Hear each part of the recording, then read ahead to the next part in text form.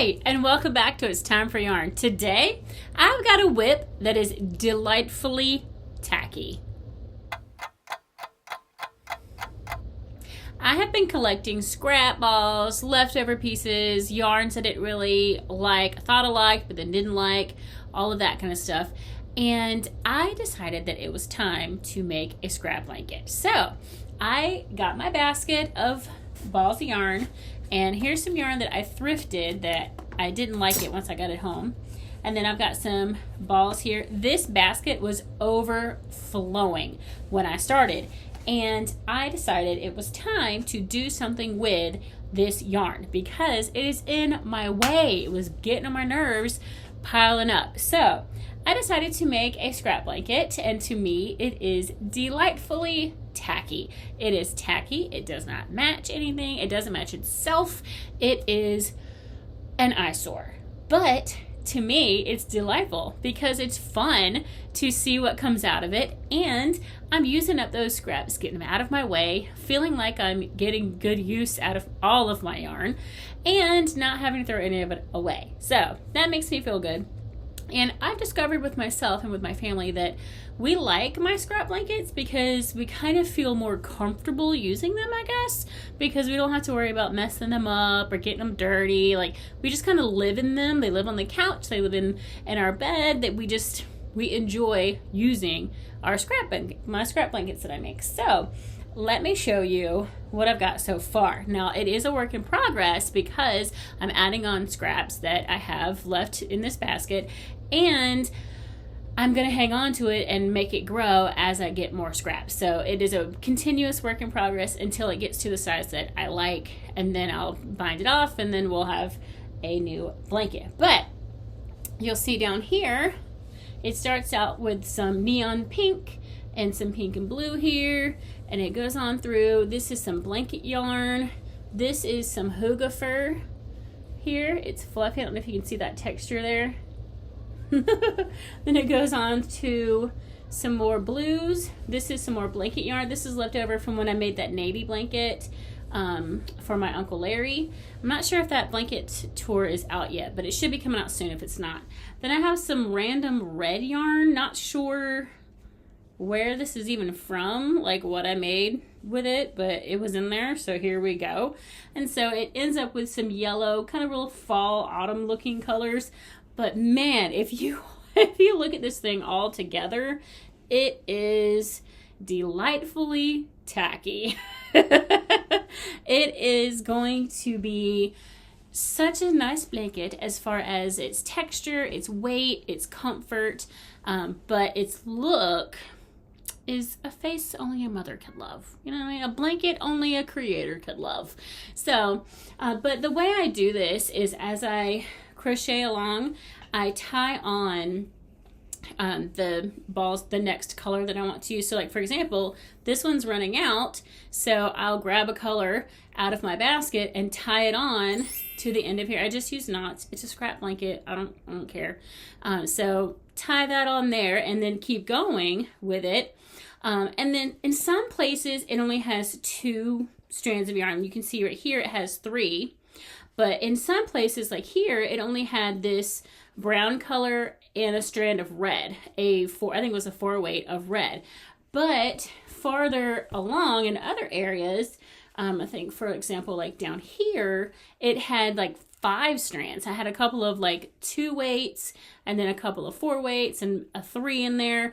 I was just trying to use up the yarn I have. So it's all different sizes and textures, but it kind of evens out because I layer the strands of yarn in there together. So in some places it may have 3 strands of yarn tied, some places it has 4, some places 2. I don't ever just have 1 because of the nature of it, it's a thicker blanket, so just having 1 strand of any kind of yarn, it would be too thin. So I try to balance it out to where it's kind of a little bit thicker than a 6-weight yarn altogether. So like, for example, all of these, when I put them all together, would be a little bit more than a 6-weight. So that is my delightfully tacky work in progress. I'm enjoying it. I'm enjoying using up this yarn, get it out of my way, because it's yarn that like it's too much to throw away,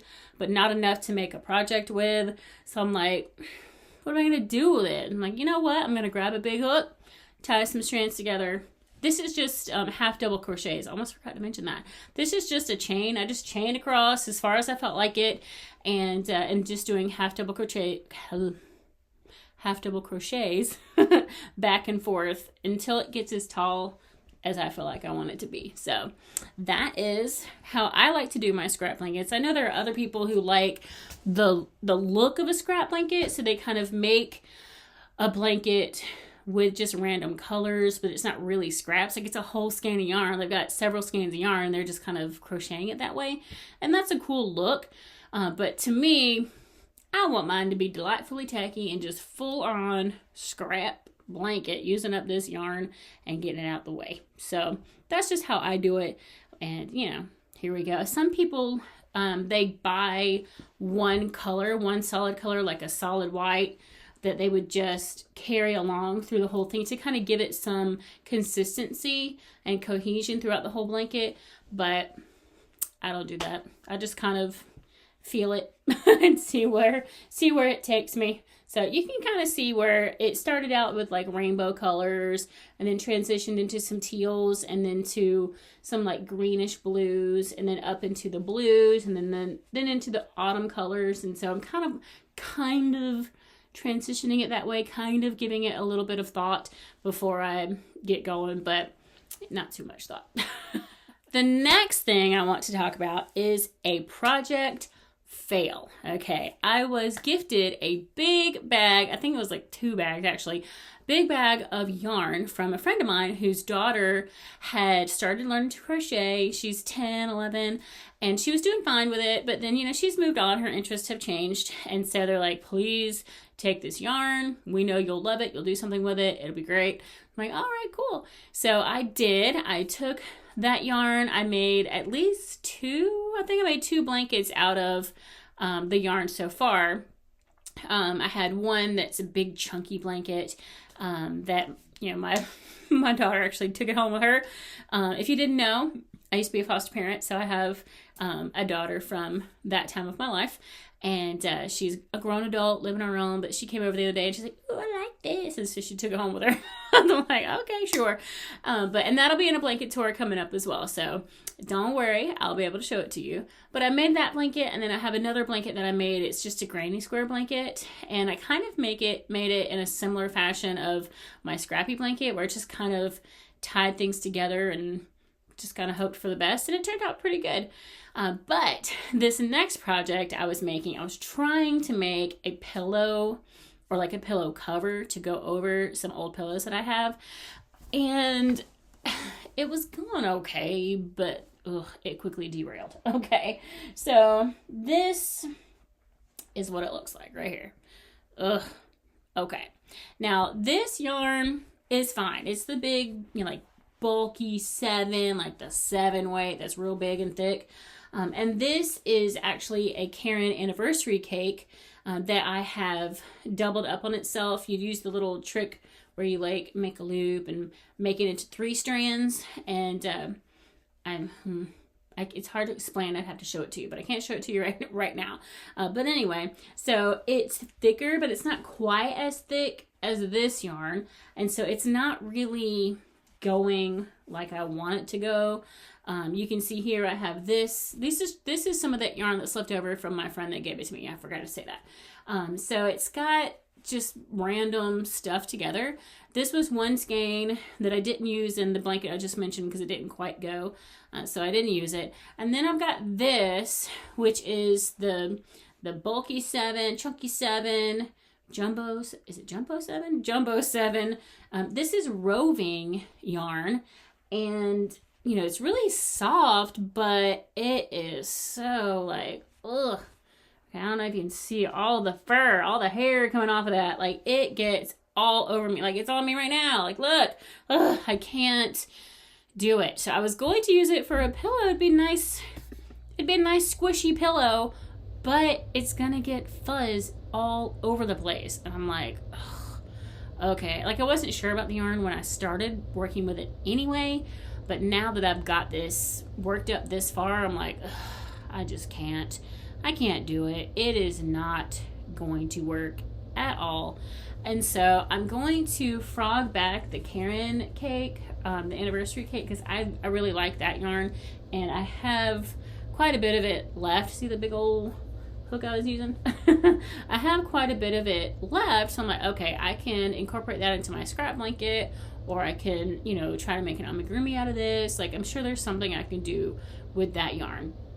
And so I'm gonna frog this back and leave it like this, and I haven't decided if I'm gonna just throw it away because it's so messy, it makes so much fur everywhere, or if I'm going to give it to Kiki and let her sleep on it and just have, because she, while I'm working on it, if I leave it anywhere, she'll snuggle up on it. So I'll probably end up doing that at least for a little while until I get tired of all the fuzz everywhere. All the fuzz everywhere, and then I will probably throw it away. So I know some of us, our hearts are hurting at the thought of throwing it away, but this does not frog very well. I can't imagine trying to frog this with all this halo fur. Oh, so it's just fail, and sometimes that happens, and we try not to fail. I mean, I don't like to fail. I don't like it, but it happens, and I just have to face the music. But anyway, all right, well, thanks for joining me. Appreciate it. Don't forget, no matter what time it is, it's always time for yarn.